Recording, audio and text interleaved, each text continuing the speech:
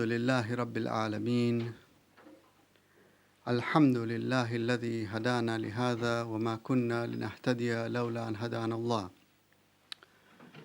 والصلاة والسلام على سيدنا ونبينا وحبيب قلوبنا وطبيب نفوسنا أبي القاسم محمد اللهم صل على محمد وعلى أهل بيته الطيبين الطاهرين المعصومين ولعنة الله على أعدائهم وغاصبي حقوقهم من أول ظلمهم إلى يوم القيامة. أما بعد، فقد قال الله تبارك وتعالى في قرآن الكريم: بسم الله الرحمن الرحيم. أرأيت الذي يكذب بالدين فذلك الذي يدع اليتيم ولا يحض على طعام المسكين فويل للمصلين الذين هم عن صلاتهم ساهون الذين هم يراءون ويمنعون الماعون. صلوات.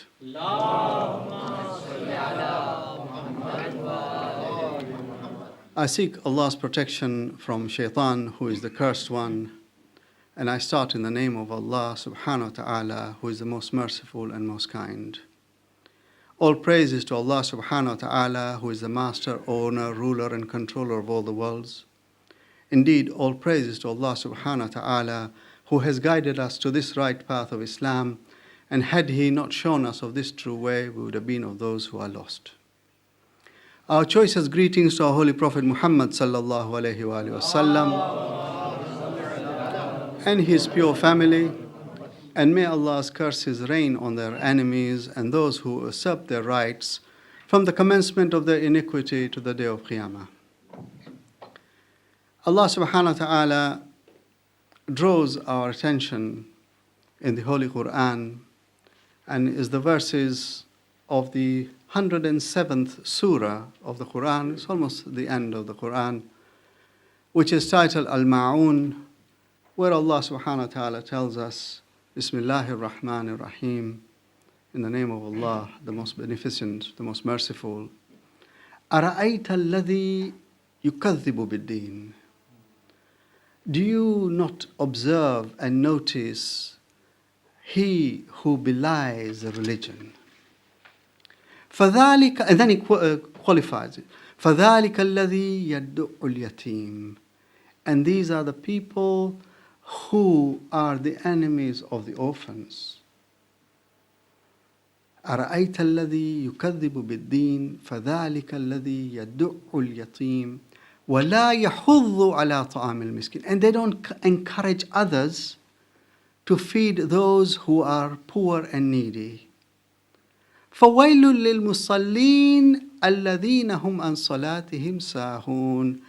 And as far as prayers is concerned, they take it as a light thing and don't pay attention to it. Often when we recite, we may tend to stop there and say about the people who pray. So, أَرَأَيْتَ الَّذِي يُكَذِّبُ بِالدِّينِ فَذَلِكَ الَّذِي يَدُعُّ الْيَتِيمَ وَلَا يَحُضُّ عَلَى طَعَامِ فَوَيْلٌ لِلْمُصَلِّينَ الَّذِينَ هُمْ عَنْ صَلَاتِهِمْ سَاهُونَ الَّذِينَ هُمْ يُرَاءُونَ. They do things to show people. وَيَمْنَعُونَ الْمَاعُونَ. And they don't even want to help out to the little and the most smallest particle of help that they can lend at all. When Assalamu alaikum wa rahmatullahi wa barakatuh. I asked Brother Jamil that according to the program, there were to be 3 marathia to be recited, and only 1 marshia was recited. And he said, it's not a problem, you start. So I said to him, how much time have I got? And he said, take your time. So I'm very grateful for such an open offer. But as I was brought here, my host said, we are in a temporary accommodation. So I said that therefore you've got a temporary zakir as well. Salawat. Given this fantastic offer in terms of time, please do not be concerned at all. I'm the sort of person who is given maybe sometimes an hour to speak, but I sit down after half an hour when I've finished whatever I've prepared. So I don't stretch it out. But we are gathered tonight really to commemorate the passing away, the martyrdom of Masuma. And inshallah, that's what I want to talk about. But I presented the surah of the Quran, the 107th surah, as I said, which is a Meccan surah. It was revealed in Mecca. 7 verses, very easy to remember.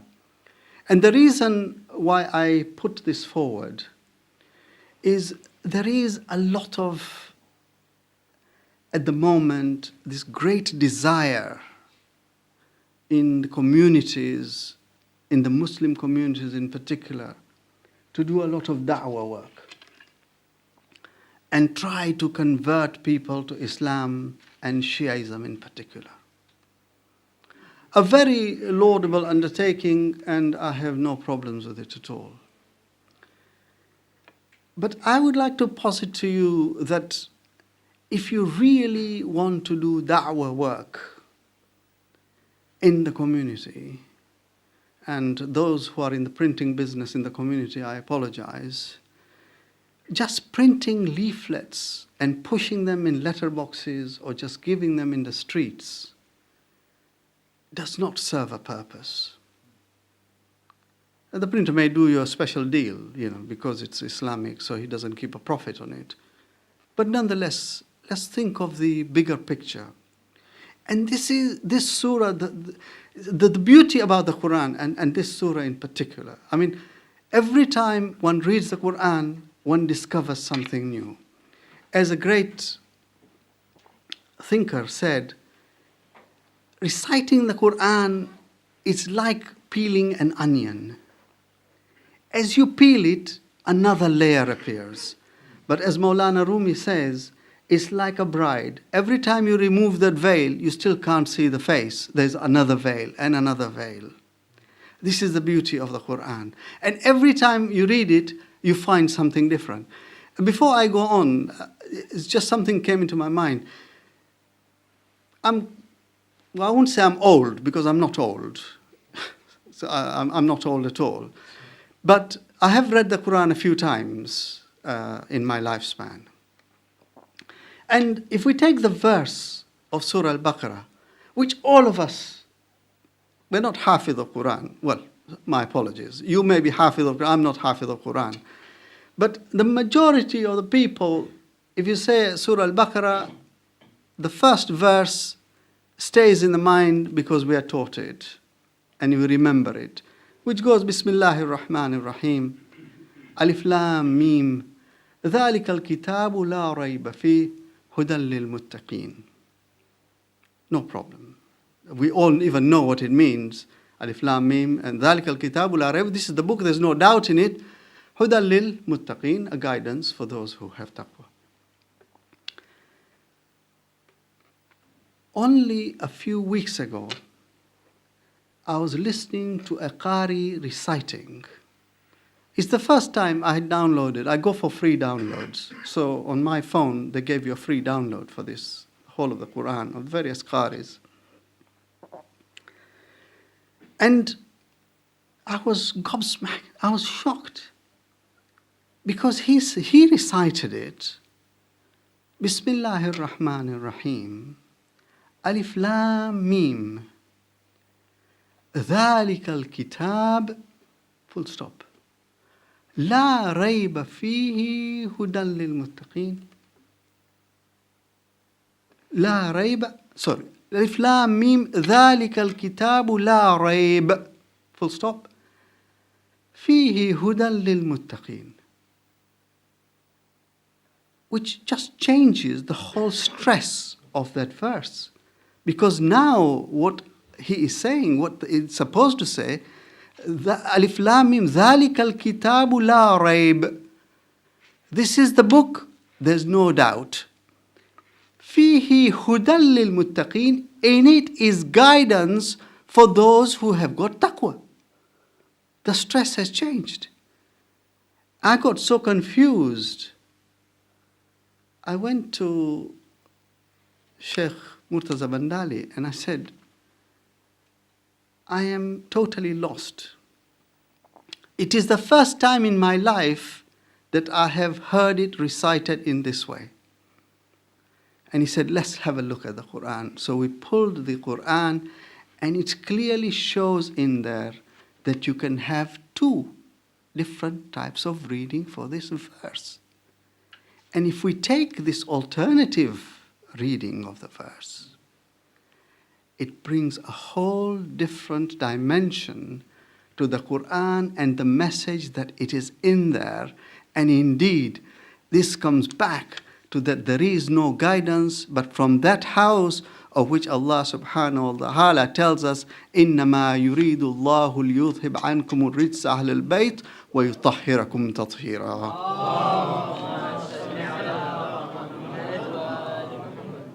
So when we recite Surah Ma'un, we can just recite it as the 107th surah with 7 verses and memorize it. But when we look at the depth of this surah, what it is pointing out to us is that if we follow the message that is contained in these 7 verses, and in the middle is enshrined the verse of Salat, that if you establish that as a principle within your own community, within your household, even in a street in which there are no other Muslims, the people who are surrounding you are going to look at you as a beacon of guidance for them about what is required in that community. And if that happens and you act as a mirror to the community of what they should be doing, how they should be looking after the orphans, how they should be feeding the poor, how they should be maintaining their salat. And I'm not saying to them, don't go to the synagogue, don't go to the church, don't go to the temple. But if you're not going, please go. Because at least if you go there, you might get hidayah from Allah subhanahu wa ta'ala and raise your level to the level of which a Muslim is demonstrating it to you. And if you can achieve that, and the day the neighbor is asking, I haven't seen next door, is he all right? You will have achieved that development within your own community and society, which Allah is talking about and what we talk about da'wah. Da'wah is not just talking and forcing Islam down people's throats. It is demonstrating it. And this demonstration comes in many ways. And that is what I want to talk about tonight. We remember Bibi Fatima Masuma al-Qum. But how should we be remembering her? When we sit in England, and in conversation you mention, for example, Oxford or Cambridge, the things that come into mind are the great universities in these 2 cities. Maybe after that, you might consider the architecture and the surrounding area and the beauty of Cambridgeshire and Oxfordshire. But when we mention the word Qum, what comes into our mind? Immediately we should, and I'm sure we all visualize, the first thing that comes into our mind is the hawza ilmiya that is established there, from which maraja have come. The great marja like Ayatollah Bururjardi. And then we remember the ziyarah that we go for in Qum. So what about this place Qum? Well, we know it is in Iran. But why Qum? As a matter of fact, the city of Qum was established a very long time ago, pre-Islam, pre-everything. When the Zoroastrians were there, the city of Qum had already been established and people were living there. But I say to you, it is more than that. Because our Holy Prophet Muhammad sallallahu alayhi wa sallam, it is narrated in a hadith that when the Holy Prophet went on Mi'raj and he looked down on earth and he saw this piece of land and he asked Jibreel, what is that piece of land there? And at that instant, my favorite friend, for those who know me, they know I've got a favorite friend, not on Facebook, don't need Facebook, because he's with me all the time. My friend Shaitan appeared on that piece of land. And the Prophet immediately said, Qum al-mal'oon. Get out, you mal'oon, from this piece of land. And then the Prophet sought clarification. And Jibreel said, this place is a special place. And it will be called Qum. And this is the name of this place. It is holy than holy. Because if we accept the Mi'raj of the Holy Prophet having taken place, and if this narration is correct and it is in Bihar, then this is the basic start of the establishment of the place called Qum. And when the Holy Prophet went, it wasn't just the past, but the future that he saw on Mi'raj. So the city of Qum, having been established just historically from the Holy Prophet, we then have a hadith when the Prophet is in Medina and he mentions that this place is going to be populated and the daughter of his grandson is going to be buried there. We begin to see a pattern developing. So Qum, under the Persians, pre-Islam, was there already. It was quite a big city, actually, and it kept growing. And around the 23rd year after Hijrah, the Muslims, as they expanded from the Hijaz and conquered Iran, they came and they conquered Qum. And Qum was taken and began to become a Muslim state. But at this stage, it was purely a Muslim state. But as time went on, as we know, after the Shahadat of our third Imam, Imam Hussain alayhi salam in Karbala, Mukhtar came to take revenge of what had happened in Karbala. And around 66 Hijrah, because the people of Kufa were being persecuted, they left Kufa and they came to Qum. And this is the first building of an enclave of Shias in Qum. And they established themselves and they came in quite large numbers so that it now became a proper center for Shias. And this growth, as the word spread over a period of time, that there are Muslims now in Qum, and it is quite strong, and the Shias are there.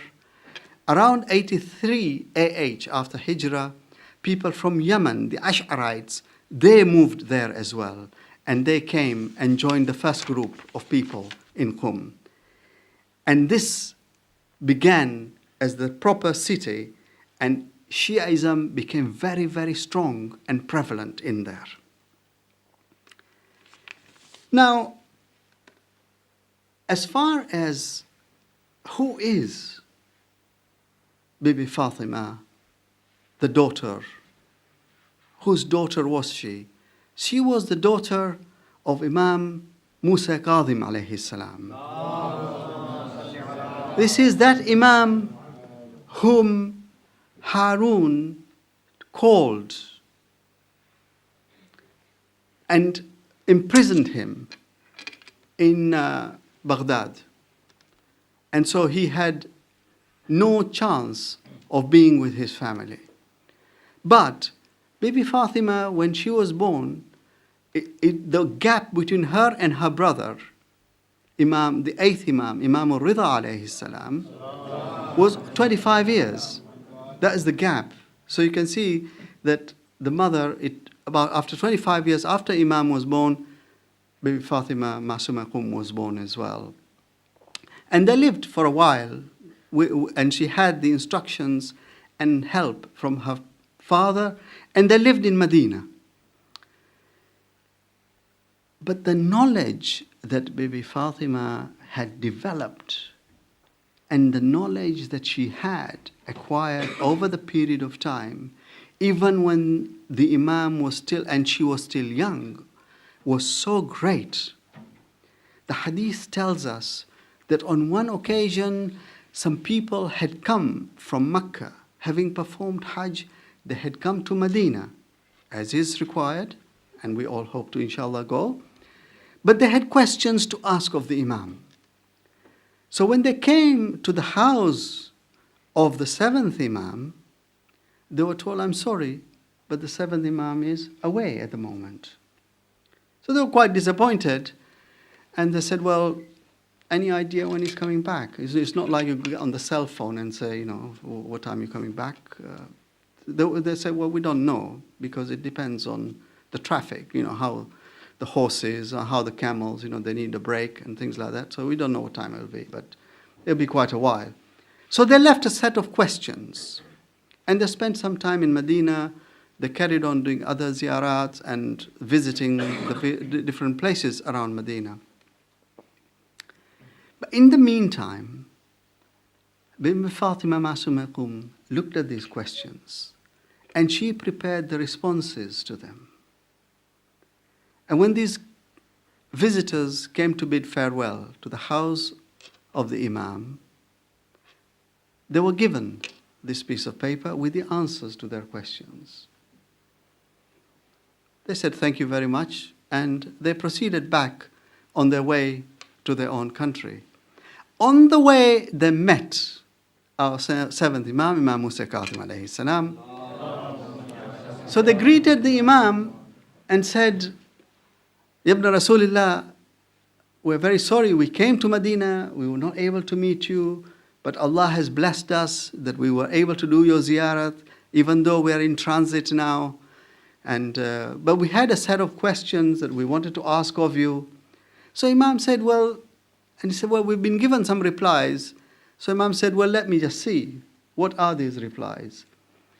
And he looked at these questions, and he looked at the answers, and he said, indeed, these answers are perfect for what you have asked. That just shows the level of Bibi Fatima even at a young age. So we can see that when Bibi Fatima was growing up, she had already assimilated osmotically or otherwise the knowledge that was coming from her father, the Imam. But it wasn't long before the Khalif of the time, who felt threatened, because all these people, it never fails to surprise me how people in power get worried about their position. I was reading, I'm just going to digress. I was just reading about Muawiyah. And I was reading in Tabari about Muawiyah. And Muawiyah, as we know, wanted to make his son Yazid to be his successor. And he was in Damascus, in Syria. And he did a YouGov poll.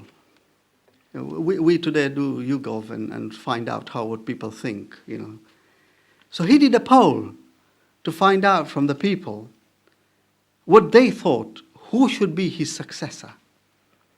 And he thought that they would select his son. But when he did this poll, the people said, really, after you, we would like to see Abdul Rahman. Abdul Rahman was the son of Khalid ibn Walid. Muawiyah, being the person that he was, he did not show displeasure at all. After all, when you conduct a YouGov poll, we're asking for feedback. Even the Jamaat says, I want feedback. So he said, oh, thank you very much. That's very interesting feedback. So now he knew that the people wanted Abdul Rahman, because Abdul Rahman was very brave. He had fought in a lot of the battles and the conquests for Islamic lands, and he was well renowned. So the people, and he was handsome as well. So a lot of people voted for him, and they thought that he would make a very good successor to Muawiyah. A person like Muawiyah felt threatened. So what did he do? He got him poisoned and he got him killed.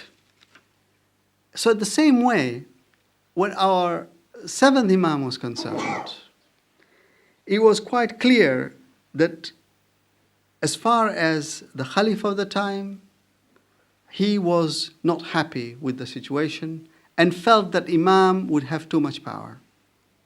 So he called him to Baghdad, and within a space of 2 or 3 years, Imam was poisoned and died and was buried in Qadmain. Now the imamate of the 8th Imam started, and he was in Medina. And he carried on minding his own business, as we would say, ensuring the pristine message, the clarity of Islam and its message was being promulgated to the people. For Medina was quite a great center. After all, people performed Hajj. They came to Medina to recite ziyarah and to visit the shrine of the Holy Prophet. So when the people came, they met the Imam and they asked their questions, and he would respond, and he would deal with the things as required. But Ma'mun felt that this was not the sort of things that he wanted. Here was somebody who was eclipsing his status. So he called Imam. Imam said, I'm not coming. What are you going to do? I'm not going to come. It's like when you tell your child, you've got to do your homework, and he says, I'm not going to do. I'm going to be on the computer. I should have spoken about the computer, but never mind. Eventually, through force and coercion, Imam was forced to leave Medina and go to Marv. And that is where Ma'mun was based. Now, Lady Fatima was left behind with her family in Medina. And there is ikhtilaf. There are hadiths which say that Imam called Bibi Fatima to come to Marv, and others say that she decided with the family members to travel to Marv. So they gathered all their belongings and they started on this journey from Medina to go towards Iran and Khorasan and Marv. Unfortunately, the times are difficult and the traveling is difficult as well. And when they were traveling, they reached a station called Sahwe on their journey, where this caravan of Lady Fatima was attacked. A lot of the members of the household were murdered. And that is why when we go to Iran, on these outskirts of Qom, we see a lot of shrines of the Imamzadeh who are buried there, and people go and recite ziyarah. But at this juncture, Lady Fatima became very, very ill indeed. And she was in a very, very difficult state. And she asked and said, how far is Qum from this place? And they said, from Saweh to Qum is about 16, 17 miles. And she said, I would like to go there. But her condition was very, very bad at the time.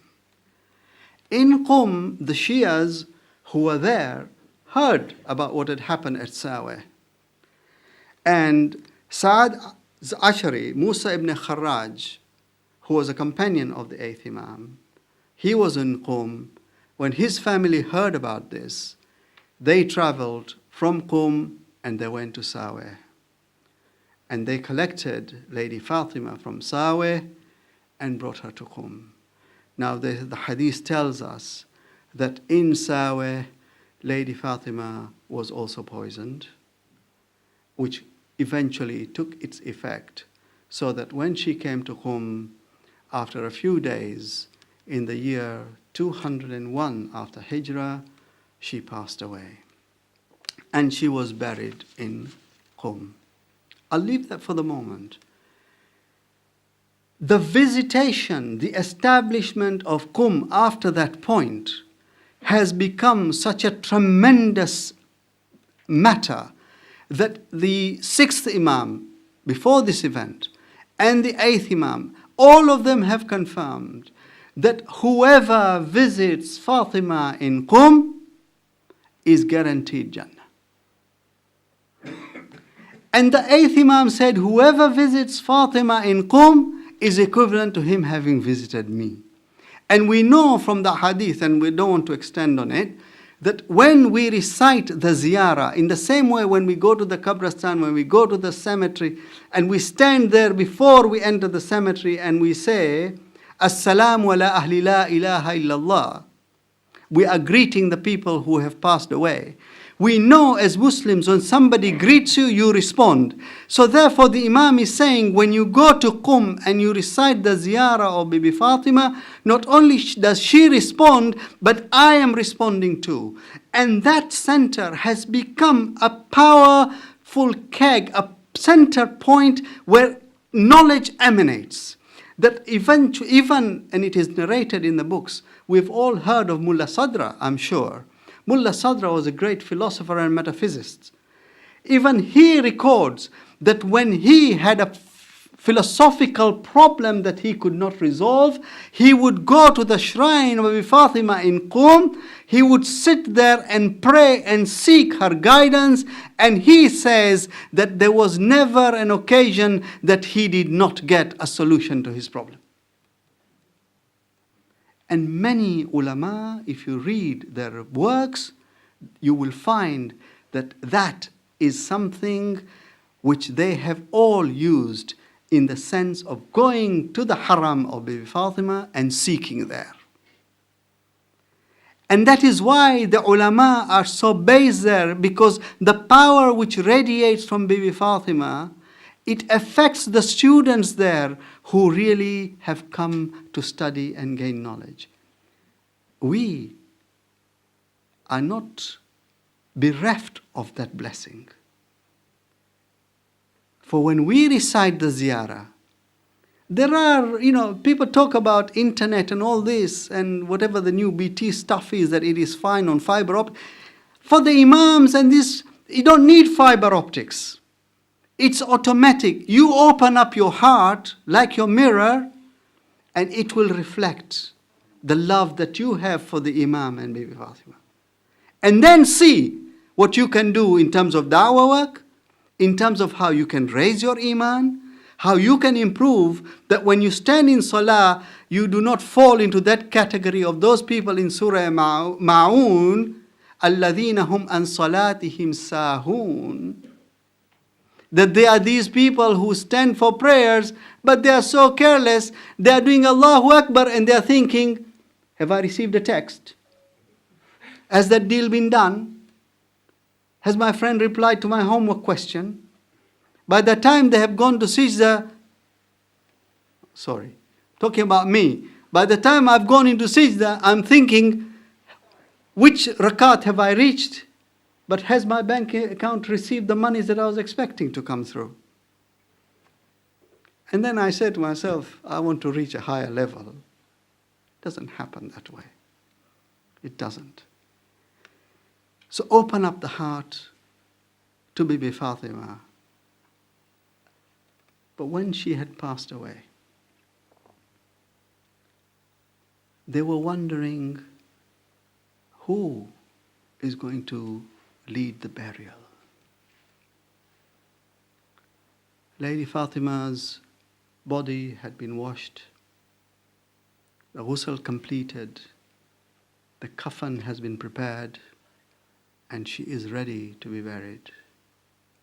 Hadith tells us, at that moment, 2 riders appeared.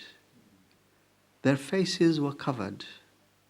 People could not suddenly know what was happening. These 2 gentlemen appeared. They took charge. They laid the baby's body and they recited Salatul Mayyit. And then they proceeded and they buried her. I say to you, Lady Fatima, indeed you are blessed that you had your brother and the son, the 8th and the 9th Imam were there. They came and prayed on your body and they buried you. Come to Karbala on the day of Ashura. Look on the day of 11th and 12th of Muharram and look at Bibi Zainab alayha salam as she is leaving Karbala totally chained, and the body of her brother Imam Hussein is lying on the desert sands of Karbala. There is no one to give ghusl, there is no kafan, there is no burial, there is no one to recite the salat. How Bibi Zainab must have felt. ألا لعنة الله على القوم الظالمين